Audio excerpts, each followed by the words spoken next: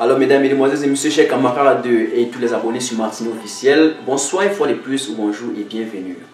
La dernière fois, nous avions expliqué la première fonction de la logistique qui portait sur l'achat et l'approvisionnement. Alors aujourd'hui, nous allons aborder la seconde fonction, la deuxième partie qui n'est rien d'autre que la logistique de production. Et là, je vais expliquer rapidement l'objectif et l'exercice de la logistique de production. Il faut donc se poser d'abord d'entrée de jeu une question. Quel est le centre de gravité? Quel est le point focal? Ou bien si vous voulez, comme je l'ai dit, quel est l'objectif de la logistique de production? Alors, d'après mon point de vue, l'objectif principal de la logistique de production réside dans l'organisation, la planification et la gestion de la production. Le pilotage des stocks et le pilotage de la production en forment les deux axes majeurs, ou bien si vous voulez, les deux activités principales ou fondamentales de la logistique de production. Il va bien falloir que les matières premières que nous avions achetées, les pièces, les produits ou le matériel que nous avions acheté et stocké quittent leur stock physique, quittent le magasin ou l'entrepôt pour passer sur la bande de production, sur la ligne de montage, ou bien ils vont subir, n'est-ce pas, une transformation à travers le processus, n'est-ce pas, de production en produit fini. Et pour ce faire, la logistique de production doit assurer, j'allais dire, garantir une meilleure régulation des flux dans l'entreprise. Et bien, si nous observons ou bien si nous constatons, nous considérons avec une vue quelque peu analytique, cette compilation ou bien cette constellation de processus logistiques d'entrée, de transformation et puis de sortie, et bien, je pourrais déjà partiellement conclure que la logistique de production forme un élément de connexion entre les fournisseurs de l'entreprise et les clients de l'entreprise. En d'autres termes, elle forme un courroie de transmission entre l'achat et donc l'approvisionnement et le service de vente. Et c'est d'ailleurs la raison pour laquelle je dis, et cela devrait être aussi pratiqué, que le responsable ou le chargé de la planification de la production doit étroitement travailler avec le service de vente, ce qui nous permet de déclencher une commande d'achat en correspondance avec les demandes entrantes de la clientèle. Vous allez constater, ce n'est pas moi qui le dis, regardez dans votre entourage, que beaucoup d'acteurs de la logistique se plaignent aujourd'hui, n'est-ce pas, et même beaucoup d'entreprises, ils se plaignent aujourd'hui de la complexité du système logistique. Eh bien écoutez, le principe est simple, c'est parce qu'ils passent le temps à vouloir régler et gérer les problèmes existentiels au lieu d'identifier au préalable et d'éliminer systématiquement toutes les causes liées ou les causes qui conduisent, n'est-ce pas, à cette complexité. Eh bien, c'est quand même facile d'établir, n'est-ce pas, un diagnostic et plus de travailler les méthodes préventives que d'attendre pour réagir, car avant de réagir, il y aura déjà le problème et il va falloir bien jeter une grande quantité d'argent par la fenêtre. Pourtant, la logistique se veut maintenir les coûts au niveau plus bas. Voilà. C'est d'ailleurs la raison pour laquelle, n'est-ce pas, pendant ces 10 dernières années, il y a eu, n'est-ce pas, dans le secteur de la logistique, le développement des nouveaux concepts tels que le concept anglo-saxon risk management ou supply chain diagnostic. Ce n'est rien d'autre que le management, n'est-ce pas, de tous les risques logistiques internes et externes, n'est-ce pas, de l'entreprise, parmi lesquels aussi les risques liés à la production. Alors, quel est l'exercice de la logistique de production?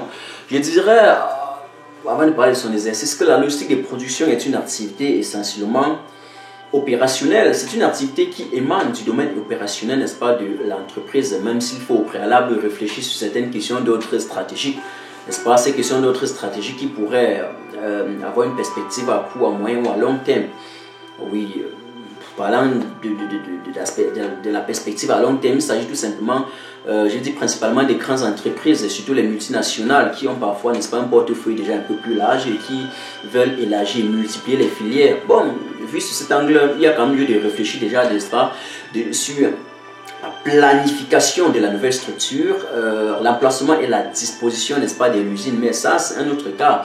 J'en reviendrai là plus tard sur ce contenu plus large qui porte, n'est-ce pas, sur la disposition ou l'emplacement, n'est-ce pas, de l'usine ou de l'entreprise lorsqu'il faut offrir, n'est-ce pas, une nouvelle filière, faire un peu l'étude du marché, tout ça. Exactement, c'est un peu ça. Mais à court terme, l'exercice de la logistique de production n'est rien d'autre que la planification et le pilotage de la production et la disposition, n'est-ce pas, du matériel ou des produits, n'est-ce pas, sur la bande de montage ou bien sur la chaîne de fabrication. C'est un peu ça. Alors, d'après l'organisation et le programme de production, il existe plusieurs types de production. Des types de production dérivés des produits fabriqués. Et là, nous avons je vais dire, on distingue entre la production unitaire, la production en masse, la production en série, la production de sorte, etc. Nous avions ensuite les types de production dérivés des exigences de la clientèle. Là, on parle par exemple de la production sur stock, de la production sur commande ou de la production à juste à temps. Après, nous avons les types de production dérivés même de la structure du produit. Et là, on parle de la production dite convergente, divergente ou bien rectiligne. Nous avons en quatrième position encore des types de production dérivés même de la nature des flux. Et là, on parle des flux tendus, des flux tirés ou bien des flux poussés. Enfin, nous avons également une autre type de production qui est dérivé, n'est-ce pas, des processus de production. Et là, on parle de la production continue, discontinue ou bien de la production dite de processus. Eh bien, parce que le contenu est trop large pour tout expliquer, je vous avais dit que la logistique c'est vraiment complexe, même en 5 ans on ne peut pas finir ça. Je vais expliquer deux fonctions, les deux premières fonctions, les deux premiers types de production, à savoir les types de production dérivés des produits fabriqués. On distingue là entre une production unitaire et une production en série. Une production unitaire, comme le nom l'indique, la fabrication du produit est tout simplement unique. On retrouve ce genre de production dans le cadre des grands projets tels que le chantier naval, la construction des navires, ou bien même dans les entreprises, n'est-ce pas, spécialisées en génie civil, comme la construction des ponts par exemple. Et une autre production, la production, n'est-ce pas, en série. La production en série est exactement le contraire de la production unitaire, parce que là, il y a la production, la fabrication du produit est en grande quantité. On fabrique des produits en grande quantité. Et la production en série est retrouvée chez la plupart des constructeurs automobiles. Hein? Parce que là, on a plusieurs modèles. Allez chez Audi, chez BMW, chez Mercedes, vous allez trouver les marques une marque qui a plusieurs modèles, n'est-ce pas, en fonction des exigences aussi de la clientèle. Mais les types, parlant des exigences de la clientèle, il y a un autre type de production qu'on appelle des types de production dérivés des exigences de la clientèle, comme je l'ai dit, excusez-moi pour la tautologie. Et là, il faut distinguer entre la production sur stock. La production sur stock veut dire tout simplement, on produit, il n'y a pas une demande qui est présente, mais on produit en fonction des prévisions du marché, on établit un pronostic sur la commande qui pourrait entrer prochainement. On ne sait pas encore, mais on produit, mais la quantité produite est stockée et vendue ultérieurement.